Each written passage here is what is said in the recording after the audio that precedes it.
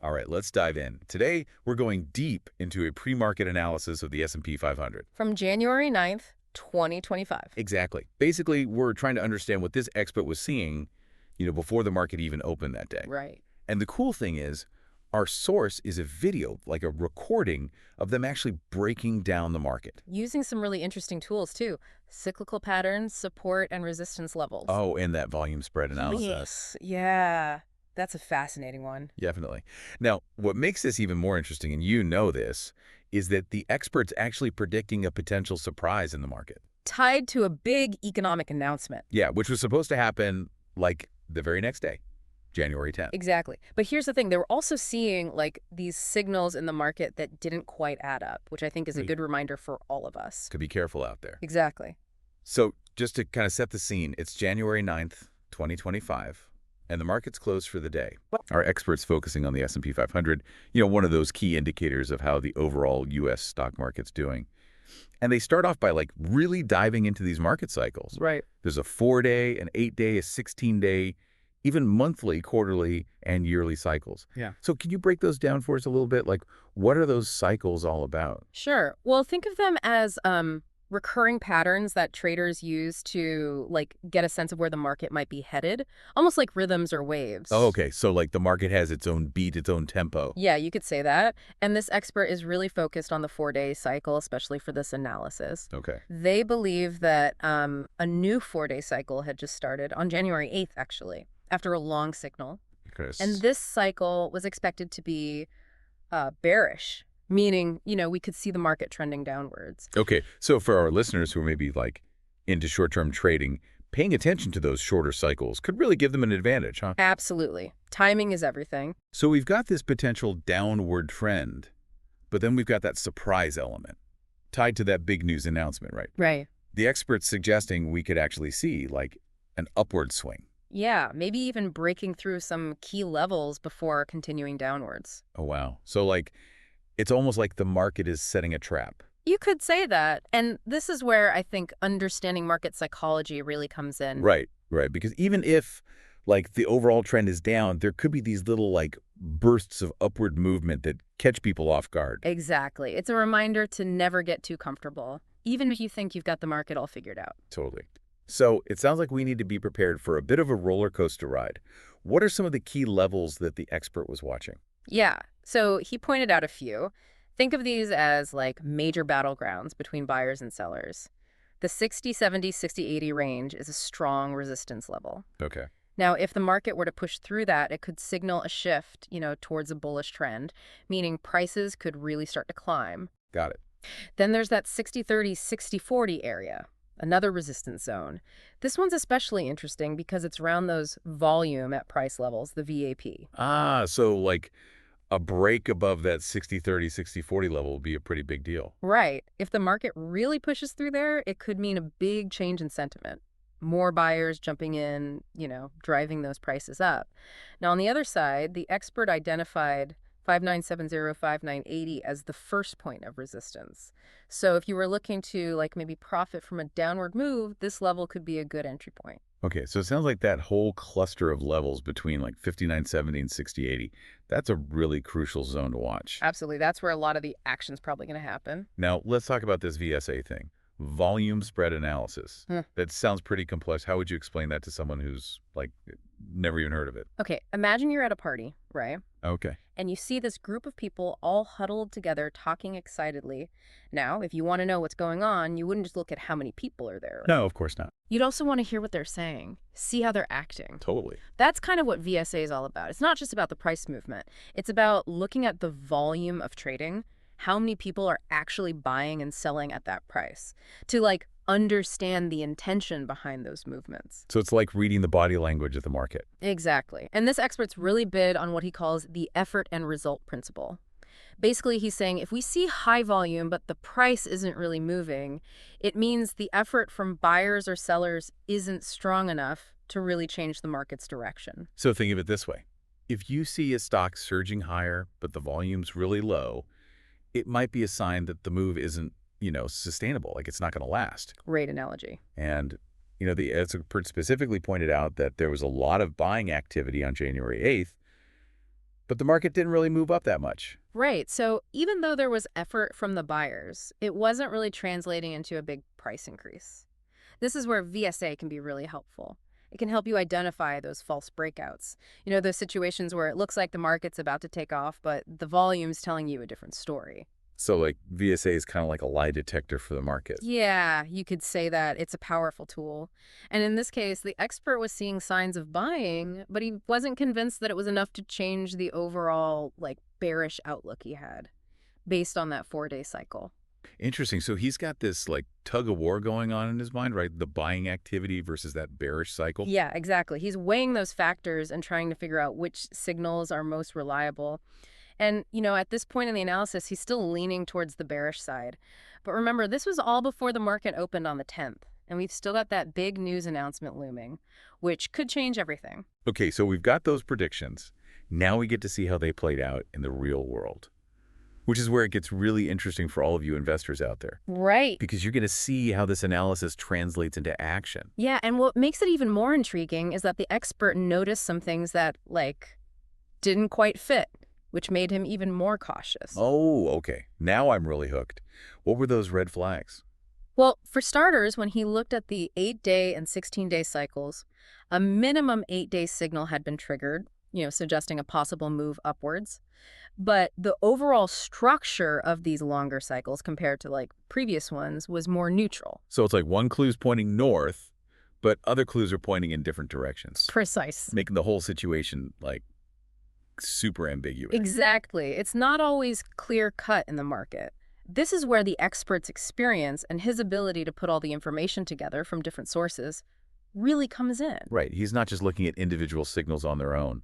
He's trying to see how they all fit together. Exactly. Now, you mentioned he also found some interesting things with the volume at price levels, right? Yes. He pointed out that while there had been a recent upward crossover in the VAP, which, typically suggests a bullish signal, Okay. it was happening within a larger context of resistance levels, particularly around the 5980, 5990 area. So again, kind of conflicting signals, possible bullish sign from the VAP, but also those signs of resistance that could prevent the market from moving up. Exactly. And this is a really important takeaway for anyone who's into market analysis. It's not about just blindly following any one indicator. It's about understanding market dynamics and learning how to put information together from multiple sources. So it's almost like being a detective. You're looking for clues, Right. trying to unravel this mystery. Exactly. I'm guessing our expert had a few more clues up his sleeve, right? He did. He noticed something particularly interesting about those price levels around 5970, 5980. Okay, that first point of resistance.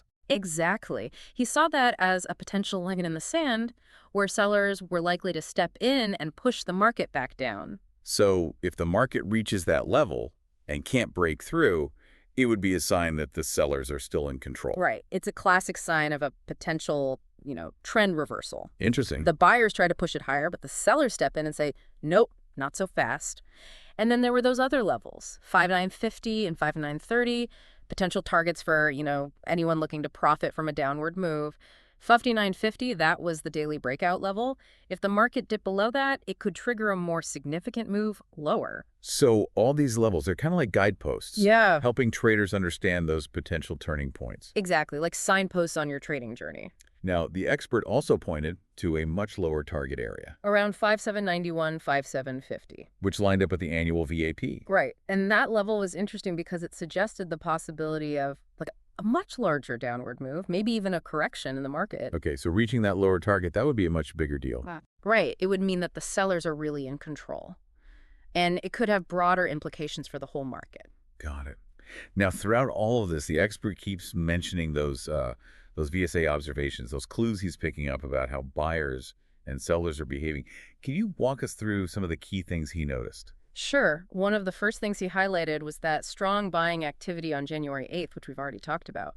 But he also noticed that this buying was happening on, relatively low volume. And as we discussed earlier, that can be a sign that the buying pressure might not be strong enough to really sustain a big upward move. It's not just about the amount of buying or selling, but also about the volume of trading that's happening alongside those actions. Right. It's like trying to gauge the strengths of a river. A wide, fast-flowing river is much more powerful than a narrow, slow-moving stream. Great way to visualize it. And the expert was also looking at the specific types of buying and selling activity. He mentioned things like, buy aggressive and sell aggressive signals. Yeah, those are more forceful actions, often indicating a stronger intention to, like, move the market in a particular direction. So he's not just watching who's buying and selling, he's also analyzing how aggressively they're doing it. Exactly. It's about reading between the lines and trying to understand what's motivating the price action. Okay, so we're really seeing how deep this analysis goes. It's not just about looking at charts and indicators. It's about understanding like the psychology of the market, Right. the motivations of the people involved. Absolutely. That's what makes it so fascinating. It's a constant process of observation, interpretation, adaptation. So it's a mental game as much as anything else. Definitely. It's about being able to think critically and adjust your approach as the market changes. Okay, so we've laid the groundwork. We've got the expert's pre-market analysis, his observations, his concerns, and his predictions. Now, the big question is, how did the market actually react to that news announcement on January 10th? Did his predictions come true? Well, that's the million-dollar question, isn't it? Stay tuned, everyone, because in part 2, we'll reveal what happened next. We'll explore the market's reaction in detail. We'll see if the expert's insights were right on the money, or if the market had some surprises up its sleeve. See you in a bit. It's going to be fascinating to see how it all unfolds. Welcome back, everyone. So we've got that expert's pre-market analysis fresh in our minds, all those levels and signals he was watching. Now we actually get to see how it all played out. It's January 10th, the day that big economic news was supposed to drop. Ready to see if our expert's predictions were on point. I am. This is where it gets really interesting. Seeing how the analysis translates into actual market moves. Remember, he was expecting a possible, a surprise, Yeah. maybe a temporary upward swing before that downtrend continued. Right, right. Okay, so spill the beans. Did the market follow the script, or did it go totally rogue? All right, so picture this. The market opens, and just like he thought, it initially dips lower. Like those bears were still in control. Okay, so far so good. It's following the expected path. But I have a feeling that surprise is lurking just around the corner. You have a good sense of this, I'll give you that. Remember all those resistance levels we talked about? I do, yeah. Buckle up, because the market didn't just inch up, it exploded upwards. Rapid surge like a rocket taking off. Whoa, so the bulls were like hiding in the bushes, ready to ambush everyone. That's pretty exciting. Was those who were short the market definitely got caught off guard. I bet. Okay, so the market is blasting through these levels, heading upwards. Did it hit those targets our expert had mentioned? We talked about that 59.70 to 59.80 range, 59.50. What happened next? Blew right through those levels like they weren't even there. 59.70 to 59.80 gone, 59.50 no problem. It just kept climbing. Surged past 6,000, then that key 60-30, 60-40 zone around the volume at price levels. Wow. Even peaked just above 60-70 before taking a little breather. So it almost reached that major resistance level of 60-70, 60-80. If you remember, breaking through that could signal a huge trend change. You're right, it came so close to flipping the script entirely. It's a perfect example of how powerful news can be, especially if it catches people by surprise, can really create these dramatic swings. Yeah, for those listening, think about this in terms of your own portfolio, right? Mm-hmm. If you'd been short the market, based just on those pre-market bearish signals, this surge could really hurt. That's why risk management is so crucial. You always got to have a plan, what to do if the market doesn't go your way. Solid advice. You never want to be caught off guard, especially when things are moving that quickly. So let's shift back to our expert for a second. I mean, he was expecting a surprise, and he even hinted at a potential upward move, even though his overall outlook was bearish. That's pretty impressive, right? It is. It's where experience and a deep understanding of the market comes in. He wasn't just, looking at the surface level. He was digging deeper, trying to think about those less obvious scenarios, almost like he had a sixth sense. Reading those market whispers. But even with those insights, the market still kind of exceeded expectations. What do you think we can learn from this? I think the biggest takeaway is that the market is full of surprises. No matter how good your analysis is, there are always going to be factors that you just can't anticipate. So we need to be humble. Recognize that we don't have a crystal ball. Exactly. It's crucial to approach market analysis with a healthy dose of skepticism, always questioning your assumptions, and just being prepared for the unexpected. Okay, so we've seen this incredible surge, but the story's not over yet, right?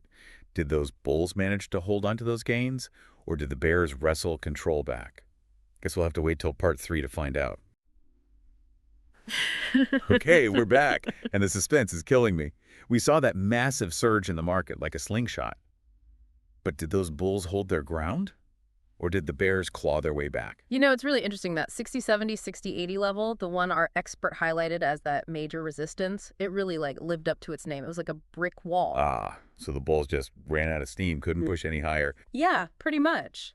That upward momentum fizzled out and the market started consolidating, basically bouncing around between 60-30 and 60-60 for the rest of the day. So it stayed above those key levels we talked about, that 60-30, 60-40 zone. It did, which is, a sign of some underlying strength, Okay. but it just couldn't break through that major resistance. So kind of a stalemate, like a tug of war, neither side winning. That's a great way to put it. The Bulls made a valiant effort, but the Bears weren't ready to give up just yet. So let's step back and look at the big picture. What does this all mean for our expert's analysis? Did he nail it, or did the market completely throw him off? Well, it's a bit of a mixed bag, which I think is a great lesson in itself. On the one hand, he was spot on about that potential surprise move, and the way he identified those key levels, that was incredibly accurate. I mean, if you were following his analysis, managing your risk, you could have potentially, capitalized on this volatility. Right, he was like sensing those shifts in momentum. He was. But then again, the extent of that surge, that was definitely beyond what most people were expecting, even the expert himself. So even he got a little surprised. I guess what we're learning is that market analysis is a tool, right? It is. It helps us understand the probabilities, but it's not a crystal ball. The market's constantly changing, and there are always factors you just can't predict. So we need to be realistic. We don't know the future. Exactly.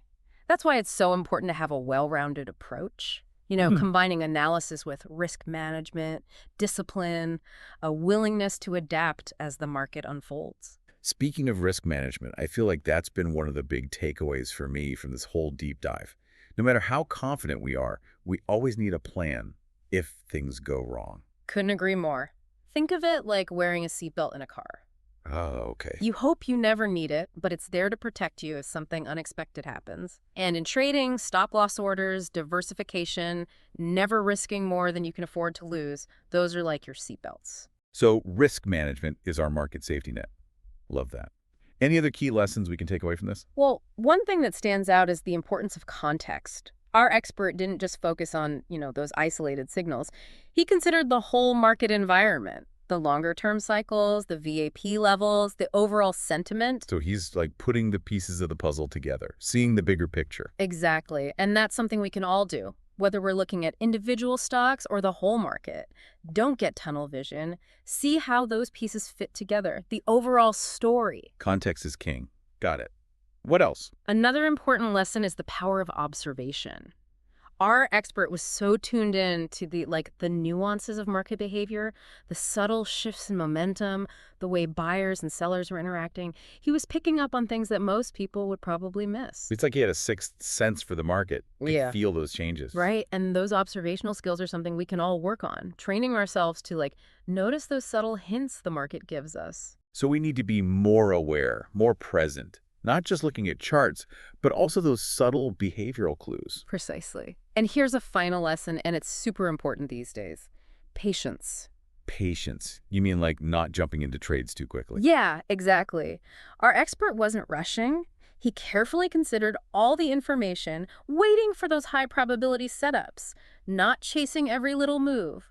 Deliberate, selective. It's like he's a sniper, waiting for the perfect shot. Exactly. And in trading, just like sniping, patience can make all the difference. It's about discipline, waiting for those opportunities that, fit your analysis and your risk tolerance. No more FOMO trading, letting our emotions take over. Being in control. All right, before we wrap things up, I'm curious about that initial surge. Why do you think the market reacted so strongly, even if it was just temporary? Well, unfortunately, we don't know all the details, like the exact news that was released or how the market interpreted it, but we can, speculate a bit. Oh, little market mystery. Let's hear it. One possibility is that the news was much more positive than anyone was expecting. Maybe a great jobs report or some breakthrough in trade talks, something that just caught everyone off guard. The market underestimating the good news. It happens. The market loves to surprise us. Makes sense. What else could it have been? Well, remember, our expert had pointed out those signs of buying pressure, even though he wasn't sure it would lead to a sustained upward move. Maybe this news, even if it wasn't huge on its own, it just acted as a catalyst, ignited that bullish sentiment that was already there. Like a spark that set off a powder keg. Exactly. And it's probably a combination of things, right? Positive news, pent-up buying pressure, maybe some short covering, as those who were betting against the market had to buy back their Like positions. a chain reaction. Right. It reminds us that the market is this complex web of forces, rarely just one thing causing these big moves. I think we've really dug deep into this. Any final thoughts before we sign off? Just this. Keep learning, keep observing, and never stop questioning your assumptions. The market is always teaching us. The more we engage with it, the better prepared we'll be to navigate its complexities and seize those opportunities. Great advice. I want to thank you for taking us on this journey into market analysis. I feel like I've learned a ton, and I'm definitely going to be listening for those market whispers from now on. It's been my pleasure. And to everyone listening, thanks for joining us. Keep exploring, keep learning, and happy trading. Until next time, everyone.